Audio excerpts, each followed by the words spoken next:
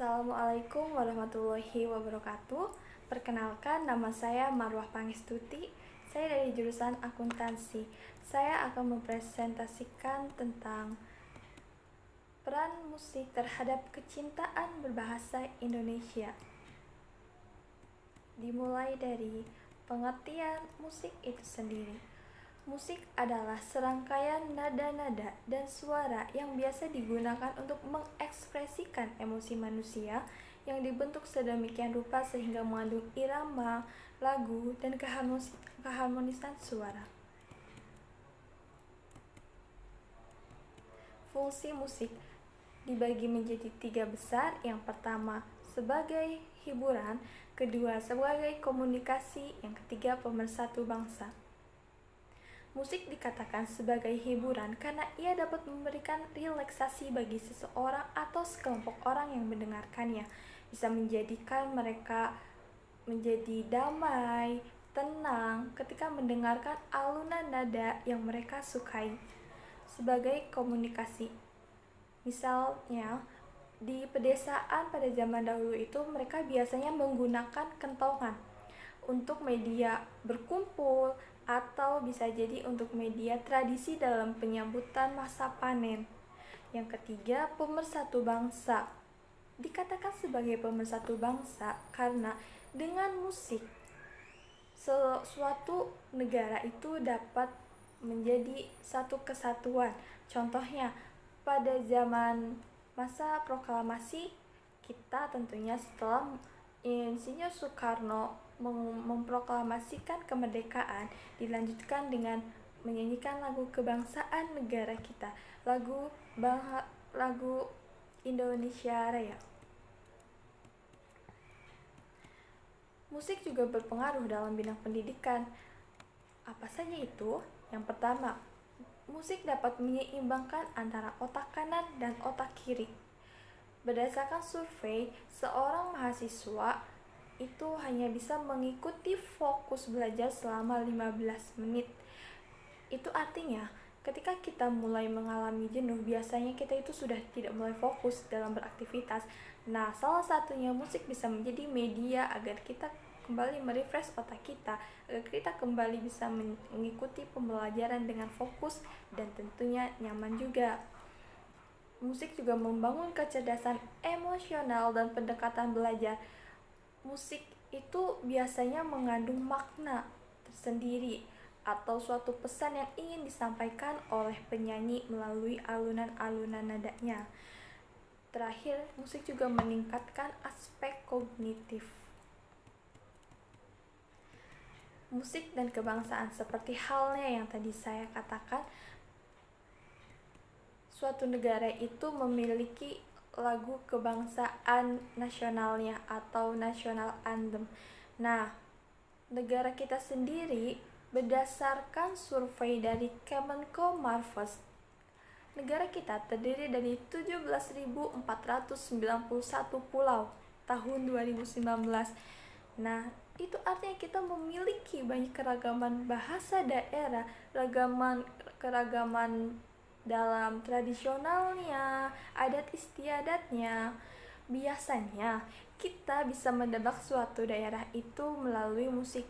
Contohnya lagu Apuse kokondao Yarabel sorendoreri. Pasti teman-teman tahu dong itu lagu dari daerah mana. Ya, itu salah satu lagu daerah dari bagian timur negara kita, Papua. Terus mesat ngapung luhur jauh di awang-awang, meber kenjang-jang na bangun tayak karingrang, kuku narang gaos rejeng pamatuk nang ngelup. Nah, itu juga pasti sudah tidak asing kan, merupakan salah satu lagu daerah yang berasal dari suku Sunda. Satu lagi yuk. Sindangatullah tullah tullah, Sindangatullah tullah tullah, Sindangatullah tullah tullah, Sindangatullah tullah tullah, Sinangatulo. Itu merupakan lagu daerah dari bagian utara negara kita. Utara, no, nggak utara juga ya. Bagian dari pulau Sumatera, yaitu tepatnya Sumatera Utara. Selain itu, musik juga memiliki dampak negatif juga positif. Di antaranya, musik memiliki dampak positif menambah daya kreativitas. Karena kebanyakan orang itu, kita tuh bisa mendapatkan imajinasi, mendapatkan sesuatu hal yang menginspirasi ketika kita mendengarkan musik gitu.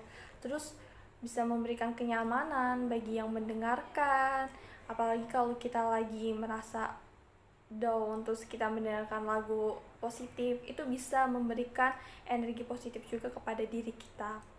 Untuk sebagai warga milenial yang tentunya kita harus melek akan teknologi, kita harus bisa memanfaatkan teknologi untuk memperkenalkan kebudayaan kita melalui bahasa kita, bahasa persatuan, bahasa Indonesia kepada luar negeri, bahwa kita memiliki keanekaragaman yang tidak kalah kerennya seperti mereka.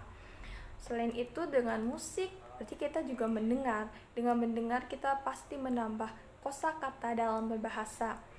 Musik juga bisa menjadi media motivasi bagi kita. Tentunya yang tidak kalah penting dengan media musik, dengan daya kreativitas musik dalam bidang musik, kita bisa menjadikannya bisnis. Itu tidak menutup sesuatu kemungkinan jika kita mampu untuk mengoptimalkan kelebihan yang ada pada dalam diri kita. Tapi di mana ada positif pasti ada dampak negatifnya. Dampak negatif dari musik adalah bisa menyebabkan radiasi. Kenapa? Karena biasanya kita mendengarkan musik lebih sering dengan melalui media smartphone yang kita nggak sadar, misalkan menyimpannya terlalu dekat dengan kita, karena itu juga tidak baik. Terus bisa menyebabkan seseorang menjadi lupa waktu jika dia telah terlalu enjoy dalam mendengarkan alunan musik. Mendengarkan musik melalui earphone atau headset secara berlebihan pun itu dapat mengurangi pendengaran kita. Jadi kesimpulannya, sebagai warga milenial, kita harus mampu memanfaatkan teknologi ini dengan cara mix antara kemajuan teknologi dan memanfaatkan dan mengenalkan lagi kepada dunia luar bahwa Indonesia memiliki keanekaragaman dan kita bisa memilih dengan baik lagi kebudayaan dari luar, sehingga kebudayaan asli di negara kita tidak tersingkirkan oleh negara luar. Kesimpulannya, kita harus bisa mencintai lagi, mengenali lagi lebih dalam kebudayaan apa saja yang ada di Indonesia yang tentunya sangat beraneka ragam. Semangat untuk kita, semangat menjaga persatuan, dan semoga kita tetap menjadi pribadi yang mengutamakan kepentingan bangsa dan negara. Mohon maaf atas segala kekurangan. Sekian presentasi dari saya. Wassalamualaikum warahmatullahi wabarakatuh.